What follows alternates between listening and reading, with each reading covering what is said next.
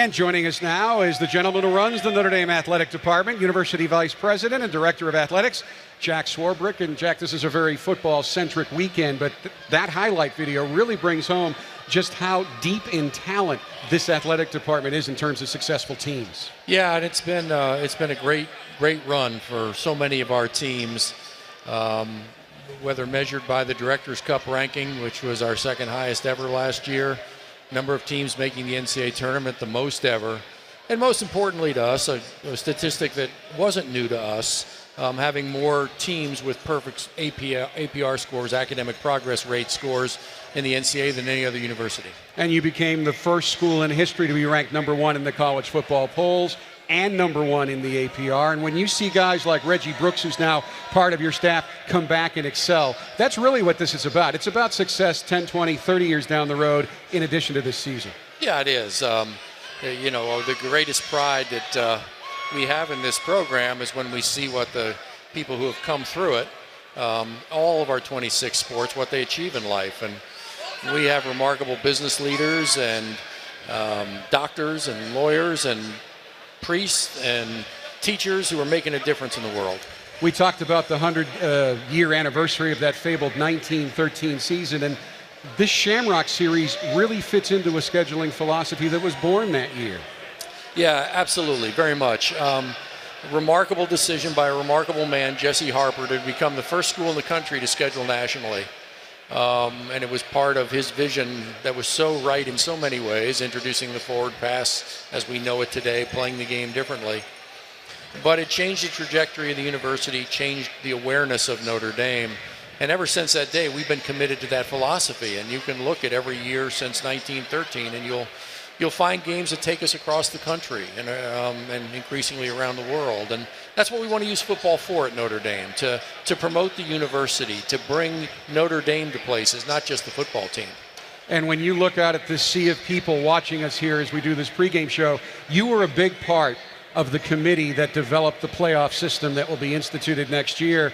And the first title game is going to be right here in this building. Are you thinking ahead at all? I know you've got so many duties this weekend about what this is going to be like for a national championship situation. Oh, very much so. You know, the 12 of us worked so hard for so long to come up with the playoff formula and make the decision about where the first one would be. Dallas is going to be a spectacular host. This venue obviously will be great.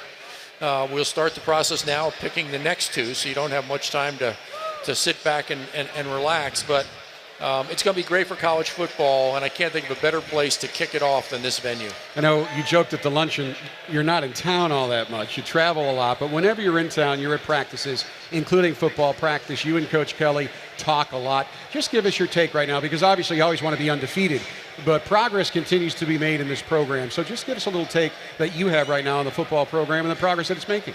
Yeah, I mean, we played, lost 2 games to very good teams, and in both games we were clearly in a position where we could have won them, even after we spotted Oklahoma 14 points. And that sort of defines this team. They have remarkable resolve. They never take a play off. They never take a practice off. And, you'd never do everything right, everything that you'd like to do, but as long as you've got that, that's the intangible you can't work without. And if you've got that, you're going to be okay. And this team has that in abundance. It is very focused. It works very hard.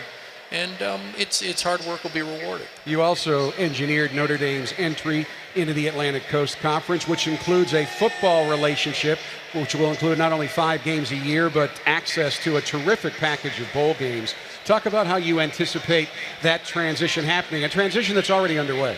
Well, it is underway, and we couldn't be more pleased with everything about it. Our partners in the ACC have been so welcoming. It's not easy to integrate one team, one school, and they've had to do it with 3 this year, all at once.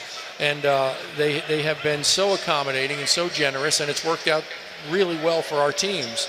On the football side, the scheduling complexities are legend. And we've needed everybody to show some flexibility, and across the board, the ACC has shown the greatest flexibility in trying to help us solve those future football schedules. All right, you run this athletic department, but when this game kicks off, you don't have a lot of control over what happens in the next 4 quarters. What is it like for you when you're in the booth just watching the game? Is it stressful at all for you? Oh, it's extremely stressful, but one of the things that amazed me most about having this job is I now view the game very differently than I used to. While I still care very much about whether we win or lose, I tend to watch the game in terms of the results for the individuals that I've gotten to know so well, the student athletes. And so we'll have a victory that'll be great for the team, but if a player's gotten hurt, it'll take away a lot of the joy of victory. And so for me, it's increasingly about the individual journey, the individual successes, sometimes the failures, and that's what tends to get me so emotional during these games. Let's go big picture. What are you anticipating for this athletic department over the next 3 or 4 years? What are the next big steps for it to take?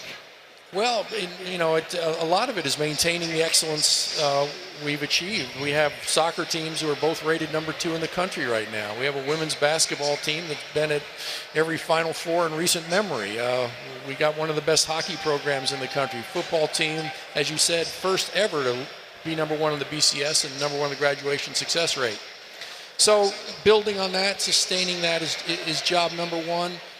The other thing we're really focused on is what you touched on earlier. So we've started a number of programs designed to make sure that we're preparing the kids for the next 40 years as well as we are for these 4 years. And so we now have a uniquely focused career services program that realizes student athletes have different requirements. And we're working real hard to connect our student athletes with people like Reggie, who have succeeded in that role and can be mentors to them as they move forward. Jack, I know that one of the busiest times for you at a weekend like this is right before the game, so thank you so much for spending some time with us. My pleasure, and go Irish. All right, Jack Swarbrick, the Director of Athletics, Vice President of the university.